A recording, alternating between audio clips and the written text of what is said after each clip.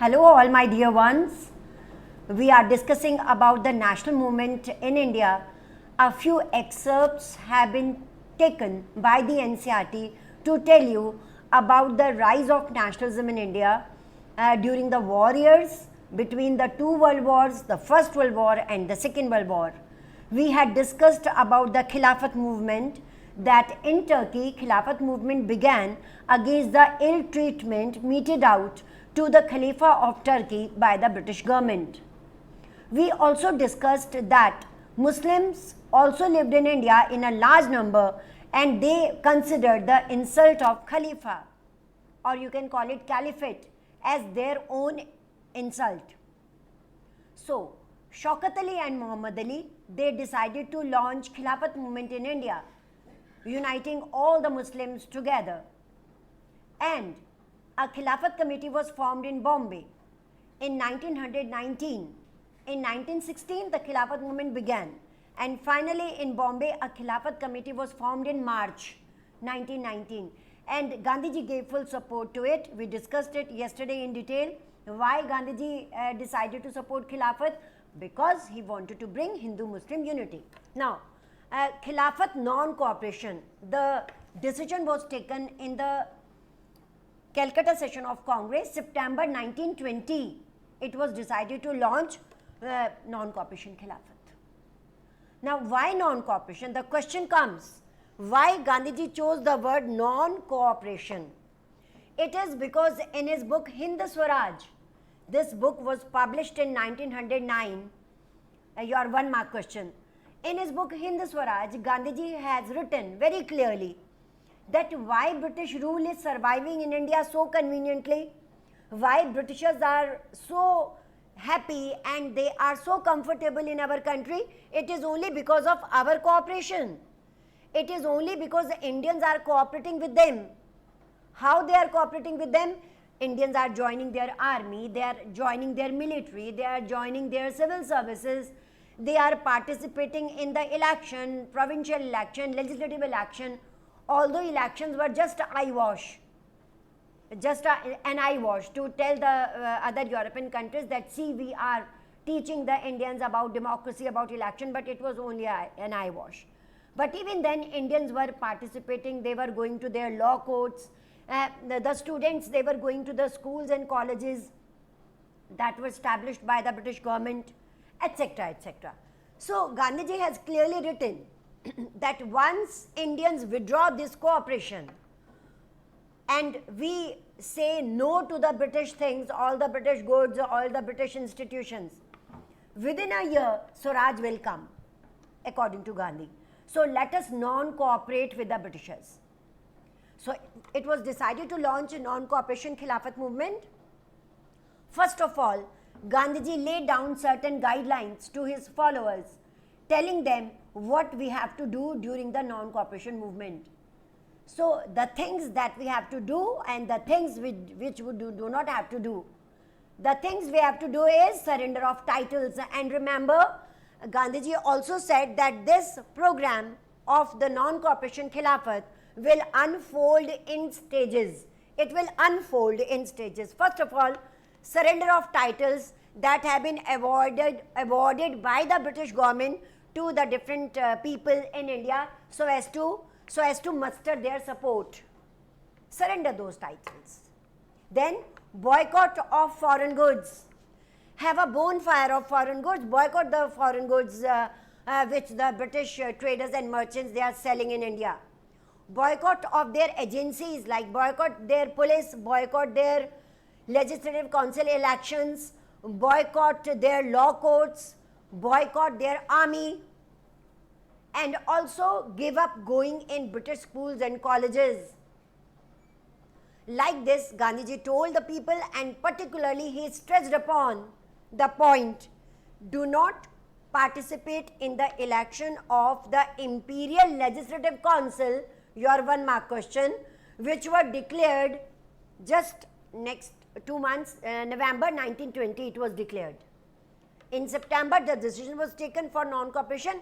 November 1920 was already declared that the elections of the of the legislative, imperial legislative council, that is the center, would be there in 1920. After a few months, there will be elections. Correct? So Gandhiji told his followers to boycott these elections, not to participate in these elections. On the issue of participating or not participating in the elections as proposed by Gandhi, there was a tussle in the Congress. Tussle means a debate, a tussle, a conflict between the Congress members, because some of the Congress members, they wanted to boycott the elections as proposed by Gandhi, but there was a section among Gandhiji's followers that they wanted to participate in the election. Actually, Gandhiji told them very clearly that you were sitting in the parliament even then Rowlatt Act was passed. Despite your strong opposition, Rowlatt Act was passed. So it is better to boycott their councils. But there were some people, some followers of Gandhi, who said and who were of the view that if we do not participate in the election, we will not sit in the parliament, they will not allow us to sit in the legislative council, then they will be free to do anything against us. So there was a tussle between the months September to December. Between the months September to December, there was intense tussle between the Congress members, and people felt that there will be no elections, that there will be no no elections will be there, and there will be no non-cooperation movement, and they will fight like this. But finally, in the December session of Congress, note down your map work, in the December session of Congress, it was decided, December session of Congress, write down, it was in Nagpur, Maharashtra, correct? So it was decided in December 1920 that finally all the followers of Gandhi would boycott the elections. There will be boycott of elections. It was decided finally, and this was the beginning of the non-cooperation Khilafat movement. So on this tussle, you get a question of 3 marks in the board examination. What was the issue of tussle between the Congress members between the year September to December? So this was the issue of tussle. Participating in the election of the Imperial Legislative Council, which were already declared in November, and whether to participate in or not. So there was a tussle, and the tussle was finally over, and everybody accepted Gandhiji's views. Now come to the movement, the proceedings of the movement. Non-cooperation movement, non-cooperation Khilafat movement began in January 1921. After December 1920, it was January 1921, non-cooperation Khilafat movement began. And now we will take up the movement in the stages, that how the movement began in the towns, how the movement began in the countryside, how the movement began in the tribal areas, etc., etc. So first of all, let us switch over to towns. How the non-cooperation Khilafat began in the towns. In the towns, it began with the middle class participation. Middle class, you all know, educated people, workers, etc., students, teachers, headmasters, lawyers, they all form the professionals, middle class.